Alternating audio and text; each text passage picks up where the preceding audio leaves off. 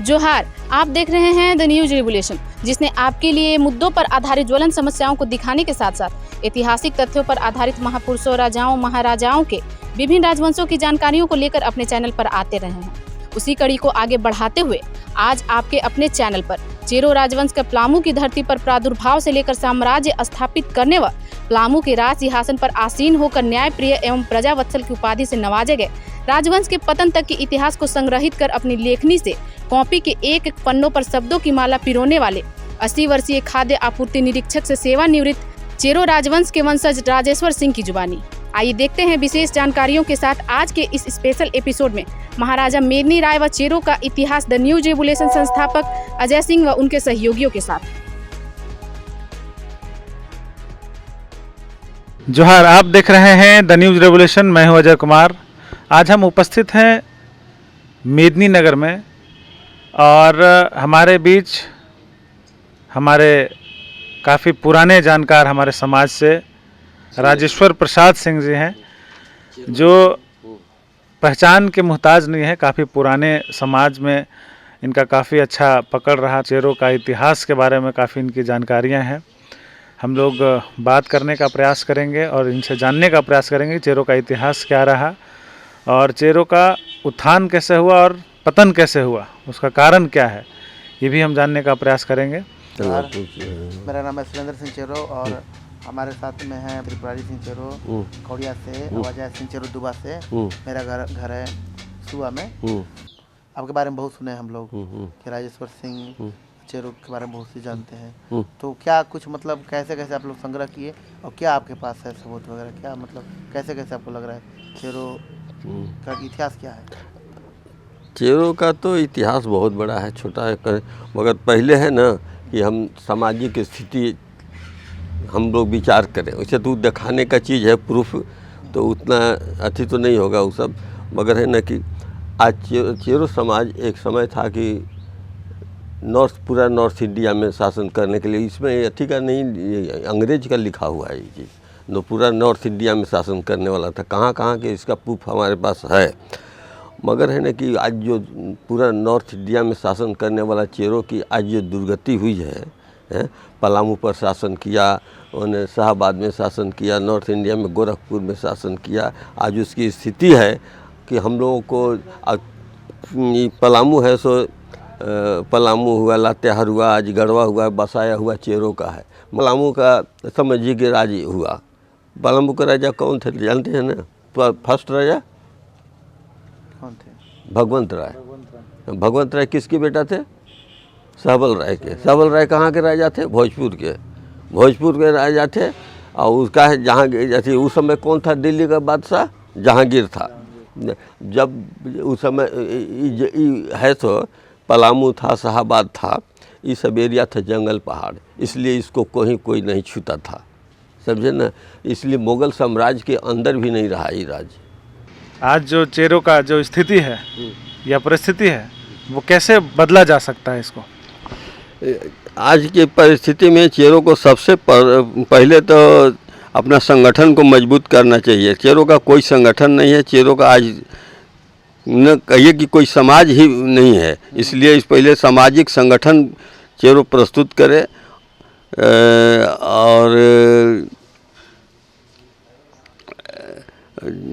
अपना फाइनेंस वाइनेंस भी ठीक है। बिना फाइनेंस के संगठन मजबूत नहीं हो सकता है। और फाइनेंस भी अपना कुछ मजबूत करें और संगठन मजबूत करें, दोनों को लेकर के ही आगे चेरो बढ़ सकता है। तो जैसे आपने बोला कि संगठन ही नहीं है, तो कारण क्या रहा कि संगठन नहीं बन पाया? कारण यही रहा कि कोई संगठन होने नहीं देता है। चेरो के कुछ लोग हैं सो दूसरे जाति के दलाल हैं और उस संगठन को मजबूत नहीं होने देते हैं। और चेरो लोग हैं सो अपने जाति के प्रति ईमानदारी बरतें, इसको उत्थान करें, अपने अगली पीढ़ी के लिए सोचे कि हमारी अगली पीढ़ी अच्छा रास्ता पर चले, तरक्की करे। इसलिए चेरो लोगों को संगठित होकर के सब आगे बढ़ने में अपने अगली पीढ़ी के विषय में सोचना चाहिए।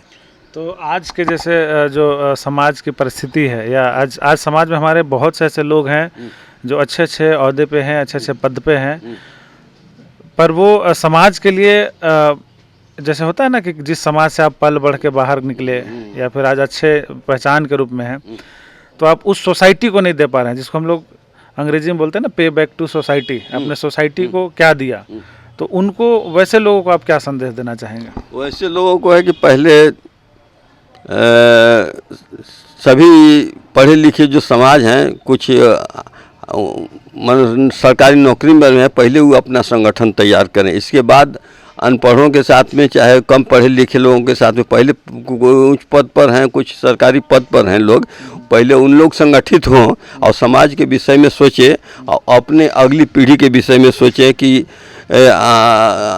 हम अगली पीढ़ी को मार्ग प्रदर्शन कैसे करके हम सुदृढ़ बना सकते हैं। उसके लिए कोष की ज़रूरत होगी। चंदे का अथी करें, जिसको बहुत लोग हैं सो चंदा जमा करते हैं। आज यही शिकायत मिलती है कि चंदा जमा हुआ मगर खा गया लोग। तो इस चीज़ नहीं होना चाहिए। समाज के प्रति समर्पित भावना से काम करना चाहिए, समाज को संगठित करना चाहिए, पढ़े लिखे लोगों को एक सोसाइटी संगठित करना चाहिए, ताकि हमारा अगली पीढ़ी के लिए हम कुछ सोच सके, आगे बढ़ने के लिए उन लोगों का रास्ता प्रशस्त हो सके। जी, इन्होंने देखिए बहुत ही बेहतरीन बात कहा कि सोसाइटी का एक ऐसे सोसाइटी का निर्माण करे जो फाइनेंशियली मजबूत हो, स्ट्रांग हो, और ऐसे लोगों को उसमें आगे लाया जाए जो जिनके प्रति त्याग की भावना हो, जिनके प्रति कोई लोभ ना हो, वैसे लोगों को आगे लाएं ताकि वो समाज का एक सशक्त समाज का निर्माण कर सके। और अंत में हम एक चीज़ और पूछना चाहेंगे कि जैसे आप राजा थे, चेरो जो है वो राजा थे, लेकिन आज जो है रंक की स्थिति में है, तो इसको कैसे, मतलब फिर वही स्थिति कैसे लाया जा सकता है? इसको एकदम एक जवाब में क्या हो सकता है कि इसको हम इस तरीके से इसको वापस ला सकते हैं? इसके लिए होगा कि समाज को जागृति समाज में पहले उत्पन्न किया जाए, और जागृति उत्पन्न कोष को सुदृढ़ किया जाए। कैसे लोगों को इसमें आगे आना चाहिए? क्योंकि आप बोल रहे हैं कि ज़्यादातर लोग हैं कि अभी क्या है, चेरो जो है टुकड़ों में बट गया, टुकड़ों में बटने के कारण लोग गरीब हो गए। दूसरे जाति के प्रलोभन में है, दूसरे लोग प्रलोभन में नहीं आए। दूसरे जाति के लोग नहीं चाहते हैं कि चेरो आगे बढ़े और चेरो में फूट डालो और राज करो की भावना अपनाए थे। हमको दूसरे जाति के फेरा में नहीं पड़ना चाहिए, दूसरे जाति के बहकावे में नहीं आना चाहिए। हम अपने जाति के जो पढ़े लिखे लोग हैं उनके कहने में आएँ और दूसरे के बहकावे में नहीं आवे, तभी इस जाति का संगठित मजबूत होगा। न तो बहुत लोग हैं सो अब दूसरी जाति के फेरा में पढ़ करके अपने को बड़ा बनते हैं और अपनी जाति में फूट डालते हैं। चलिए, आपको बहुत बहुत धन्यवाद। आपने जो संदेश दिया कि समाज को तो पहले अगर मजबूत करना है, सशक्त करना है, तो संगठित रहना है, टुकड़ों में नहीं बंटना है और अपने समाज पे भरोसा करना है, दूसरों के बातों में उलझ के अपने समाज को धोखा या फिर अपने समाज को नीचा नहीं गिराना है। चलिए, बहुत बहुत धन्यवाद आपका जानकारी देने के लिए, और मैं उम्मीद करता हूं कि ये वीडियो आप लोगों को पसंद आया हो और इनका जो संदेश रहा है समाज के प्रति, आप उसके प्रति सजग होंगे, जागरूक होंगे और लोगों पे, अपने लोगों पे भरोसा करेंगे और समाज को आगे बढ़ाने का प्रयास करेंगे। घर फूटे गंवार लूटे। हाँ, घर फूटने से जब हम लोग आपस में संगठित नहीं रहेंगे, दूसरे कोई हमको शोषण कर भी करेगा। बहुत जगह चेरों का बहुत जगह ज़मीन लूट लिया गया, बहुत दूसरे जात अथी किए, और उसके बहकावे में हम नहीं आवे। अपने को अपना अधिकार और कर्तव्य को पहचाने, शिक्षित बने। शिक्षित बनने से उनको अपना दिए गए संविधान में दिए गए अधिकारों के प्रति उसमें चेतना जगेगी, अपना अधिकार और कर्तव्य को समझने में कामयाब होंगे। यही मेरी समाज से एक चीज़ और, जैसे कि आपने कहा कि जैसे जब समाज जागरूक हो जाएगा, संगठित हो जाएगा, अपने दायित्वों को समझने लगेगा, तो हो सकता है कि जो चेरों का राज्य था, साम्राज्य था, वो वापस आ सकता है। क्या ऐसा उम्मीद लग रहा है कि हाँ, अगर अच्छे लोग आएंगे? अब तो जो दिन बीत गया वो तो लौट नहीं सकेगा, इसलिए उसके प्रति नहीं, बल्कि हम हैं ना से आज बीत गई उसको विसार दे, आगे की सुधि ले हैं, तो उसमें समझिए कि बीत गया उस समय बीत गया, वो लौट के नहीं आता है। इसलिए हम लोगों को सबसे है कि शिक्षा में बहुत, स्त्री शिक्षा बहुत समझिए कि नगण्य सी है। स्त्री शिक्षा बढ़ाना चाहिए, स्त्रियों में जागृति लाना चाहिए, समाज को में जागृति पैदा करना चाहिए ताकि समाज हमारा आगे बढ़ सके। अन्यथा और दूसरा कोई रास्ता नहीं, बीत गया उसको हम उसके पीछे हम नहीं जाएं, आगे की हम सुधि लें। चलिए, एक चीज़ें और इन्होंने ऐड किया कि स्त्रियों को शिक्षा में आगे लाएं और स्त्रियों को सशक्त करें, मजबूत करें, क्योंकि नारी शक्ति एक बहुत बड़ी शक्ति होती है। नारी अगर जब पढ़ती है, शिक्षित होती है, तो एक पीढ़ी नहीं बल्कि वो अपना घर भी संभालती है और दूसरी चीज़ समाज को भी संभालती है। तो दो चीज़ों को वो एक साथ लेके चलते हैं। इसलिए नारियों को, इन्होंने कहा कि नारी को शिक्षित करें, समाज में परिवर्तन होगा।